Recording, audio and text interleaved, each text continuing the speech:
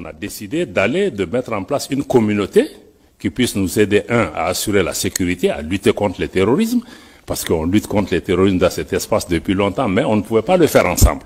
Maintenant, on va le faire ensemble. Et contre tous les autres facteurs d'insécurité, le deuxième pilier, c'est de travailler à mettre en place une intégration économique poussée, parce qu'il y avait déjà un espace économique et géoculturel qui était là pour pouvoir travailler, pour renforcer la libre circulation dans nos pays, avoir des projets intégrateurs dans le domaine de l'énergie, dans le domaine des transports, dans le domaine des infrastructures.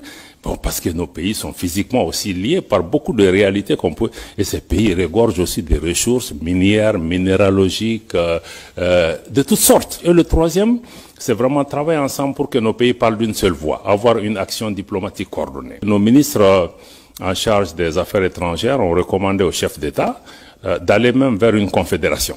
C'est-à-dire que une confédération en prélude à une fédération des 3 États, qui se fera par étapes.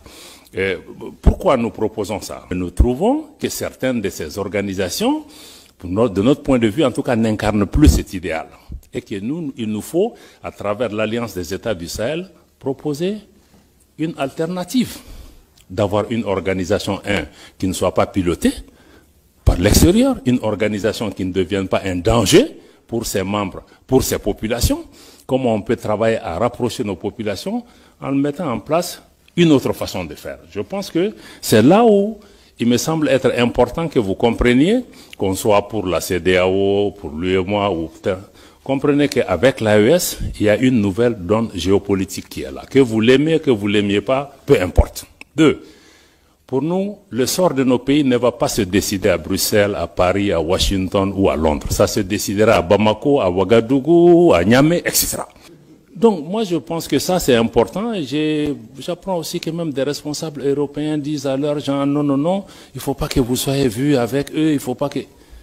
Mais je crois que c'est de l'enfantillage, parce qu'en réalité, nous, on n'a pas de problème personnel avec quelqu'un.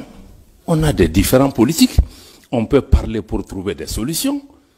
Mais vraiment, nous, on n'a pas... Je pense qu'il faut que nos dirigeants s'élèvent à la hauteur de leur tâche et de leur mission, et non être dans des épiphénomènes de faire des photos ou de gérer des mains des gens. Moi, si c'est l'intérêt du pays, même avec le diable, je vais dealer. Mais aujourd'hui, l'AES se bat pour ça. Pour une gouvernance, améliorer une gouvernance qui réponde aux préoccupations de nos populations. Préoccupation numéro 1, sécuritaire. Sécuritaire pour reprendre en main nos États. Et ensuite créer des modèles de gouvernance qui peuvent... 2, mais il faut une économie, il faut une transformation structurelle de nos économies pour que nos économies profitent à nos populations. Parce que toutes ces richesses qui sont là, nous, au État de l'AES, nous voulons désormais discuter différemment avec ces États, parce que les anciennes puissances coloniales ou d'autres, il y avait des donnes qui étaient là. Nous, on n'est plus dans ça. On veut rabattre les cartes pour regarder. On veut naturellement que les partenaires qui viennent gagnent, mais qu'en priorité, nos populations gagnent.